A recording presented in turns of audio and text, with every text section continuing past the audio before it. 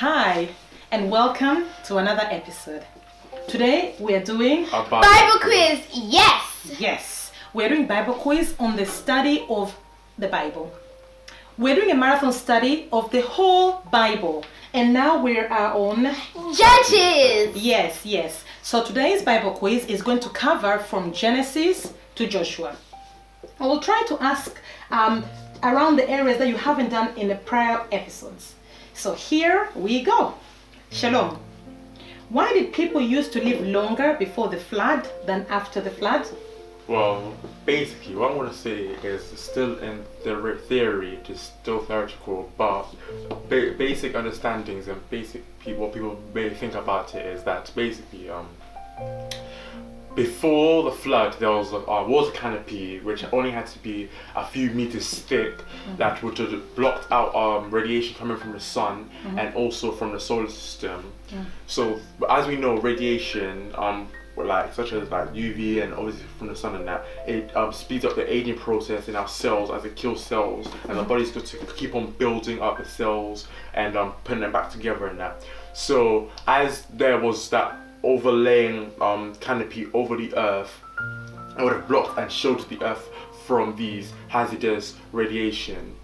Also, this canopy would have also increased the oxygen levels so that people would have been breathing in more oxygen, which would have allowed people, animals and plants alike to grow and live for enormous lengths. So recorded in the Bible, the longest person to live for was Methuselah, who lived for 969 years, and such figures like Adam, who lived for 930 years, and even Lamech, who lived for 777 years. Okay. So, still in theory, what people think that caused the flood was a meteor that hit the earth that would have made this water canopy collapse and fall down as rain. But this was not the only source. This was only a small part of the whole flood anyway, as it says in the Bible that the fountains of the deep broke open. So that means that there was water underneath the crust of the earth, which would have come out onto the surface. At this time in the past, the whole world would have had a greater land mass than there was water mass. Okay. So, but as we see it now, there's way more water. I think it's like 75% water and the rest land mass. So, of course, as this canopy was taken away, there was basically a shielding that was taken away from the earth. So people started to live for less, as we see from the instances of Terah, who lived for the father of Abraham, who lived for 205 years. Abraham himself living for 175 years. And even Joseph living for 110 years. It has also been said, even in medical advances today, that they have had these oxygen chambers in which they put people in the extreme circumstances. Like there was even this recorded report in the past where this child had gone under a tunnel and she had been there for like a few days, and the blood circulation on her legs had stopped, and her leg herself was completely black, and doctors knew at this time they have no choice but to cut her leg off. But one of the doctors said, let us put her in the oxidation chamber and let's see what happens. And when they put her in there, I think it was for maybe 3 hours. When they took her out, her leg was totally pink. It had restored the circulation to her legs by having that increased level of oxygen circulating in her system. So it's evidenced in the. We also see, that's good, that is theory, but we also see that God saw the wickedness of man had abounded, as we see in Genesis. What does the word of God say as well, in regards to this reduced length of people living in the earth after the flood? In Genesis chapter 6 verse 3 it says, "My spirit shall not always strive with man, for they are flesh. The day shall be 120." Yes, exactly. Yes. So that as a result of all that, it has caused the years to dramatically reduce. That is fine. Chantel, another question. What is the difference between the tabernacle and the temple? The difference is the tabernacle was a movable tent, whereas the temple stayed in one place, and the temple was twice the size as the tabernacle. Okay, that's fine. Can you explain to me the plan of either the tabernacle or the temple? In the temple, it consisted of 3 main parts: the courtyard, the holy place, and the holies of holies. In the courtyard was the brazen altar. What was it for? The brazen altar was for making sacrifices and burnt offerings. Then you'll see the lava. What was it for? The lava was for cleansing you. Okay, so it was for cleansing, for ritual cleansing, and also Yeah. for cleansing the utensils of the temple. Yeah. What else? Then you'll enter into the holy place. In the holy place, you'll see many 7 golden candlesticks, and you'll also see the table of showbread. And there's like an aisle, and then at the far back of the aisle, there is the altar of incense. Then you will see a veil, and the veil will lead you and then the veil will lead you into the holies of holies. And in the holies of holies is the Ark of the Covenant. Inside the Ark of the Covenant is the pot of manna, Aaron's rod, and the 10 Commandments. Well done, well done. Yes, Shalom. When did God tell Moses to erect the tabernacle?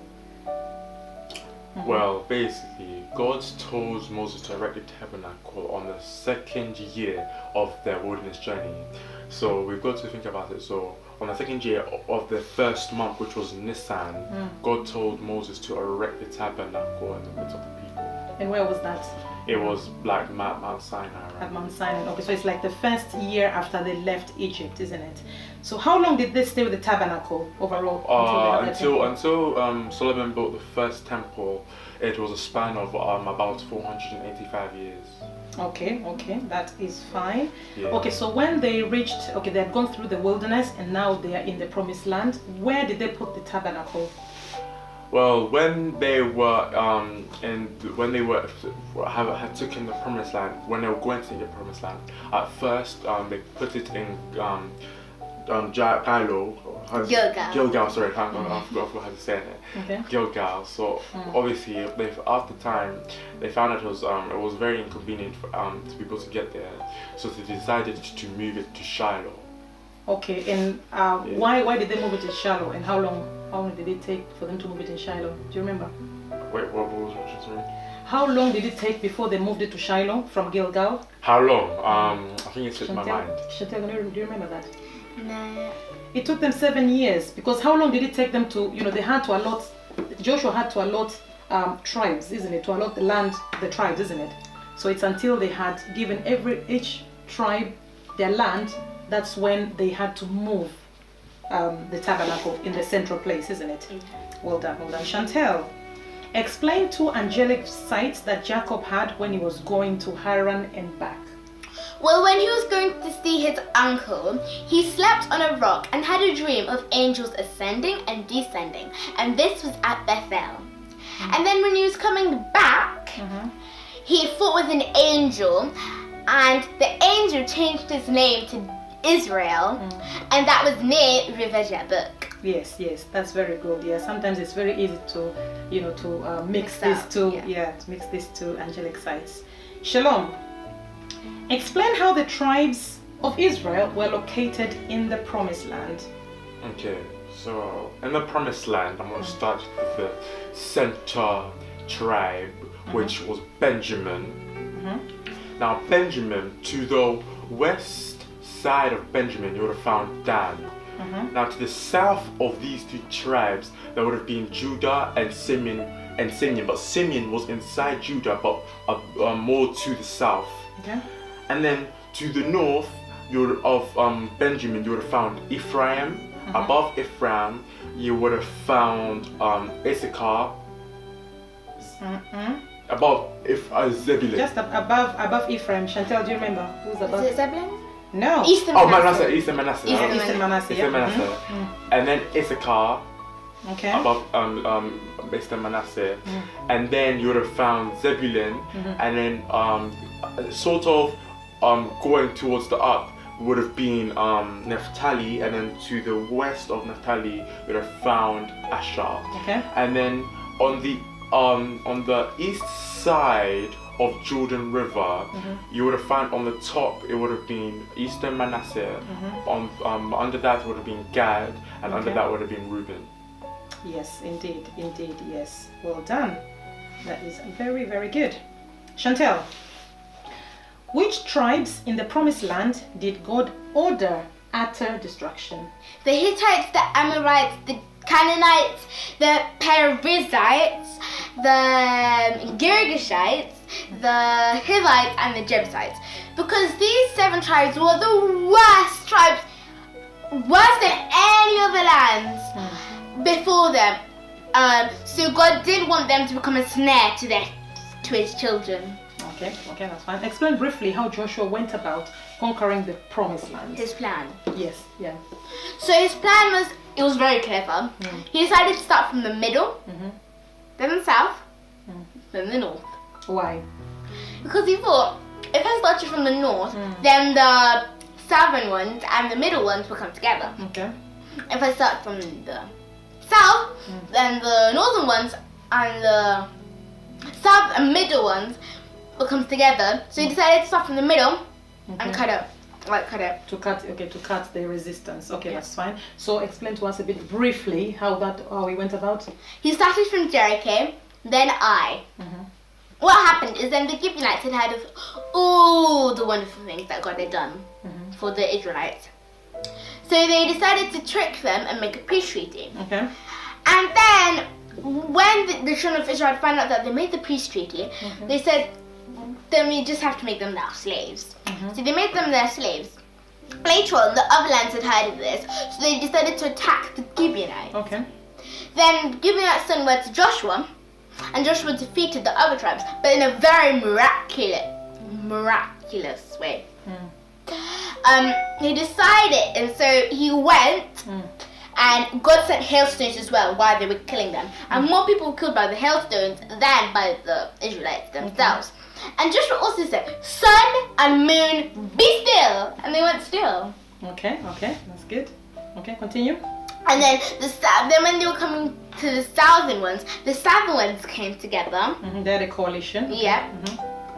And then Joshua fought them. And then the northern ones did the same exact thing and came together. Then Joshua and the Israelites just defeated them. Okay, so it was easy in a way, isn't it, for them to come together? That's good. Shalom, did Joshua claim or conquer all the land? No, he did not, as he left pockets of resistance throughout the land. Okay. Yes. And so he left some of the tribes that he was ordered to utterly destroy, isn't it? Utterly exterminate. Exactly. So what was the consequences of this disobedience? Because God had told them to utterly destroy, these tribes. What was the consequences of it? The consequence was the second generation we see in Judges chapter 2. They just started after the first generation had all gone. In Judges chapter 2, we see that they instantly started worshipping idols of the gods that they had put in captivity, under their control. Okay, so they started worship the gods of the Canaanites. Okay, that's good. Okay, yeah, so what can we learn from this book?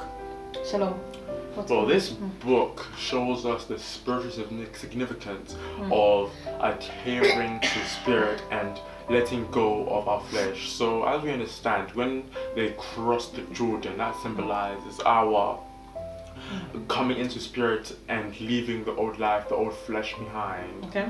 So what we can learn is that as they left pockets of their flesh within the spirit walk, it was a hindrance for them in the future, and it's shown many troubles as they were constantly under threat of other nations such as the Philistines, always in battles, and were never really truly in peace. But what we can do is that as we come into the spirit, and we can leave the old flesh behind, as it will be a hindrance to our relationship with God. Amen. Good. Chantel, anything else we can learn from this book? That we need to always trust in God, because God God knows everything. So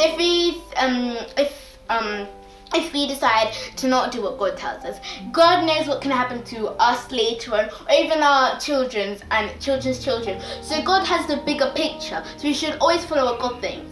what God wants us to do. Like Noah when he built the ark, because he was like, there's no rain. He could have been like that and say, no, God, I'm not doing that. But he followed in God because he knew God knew what he was saying. Okay. So yeah, so God knows best, isn't it? Yeah. Than us. He has a bigger picture, as you said. And also we know that if we follow our flesh, it will cause us to stagnate in a spiritual walk, and it will cause us to depress our spiritual life. Yes, so thank you for watching. You can follow us on Facebook. Our page is called Gravity. It's a sure thing. Thank you.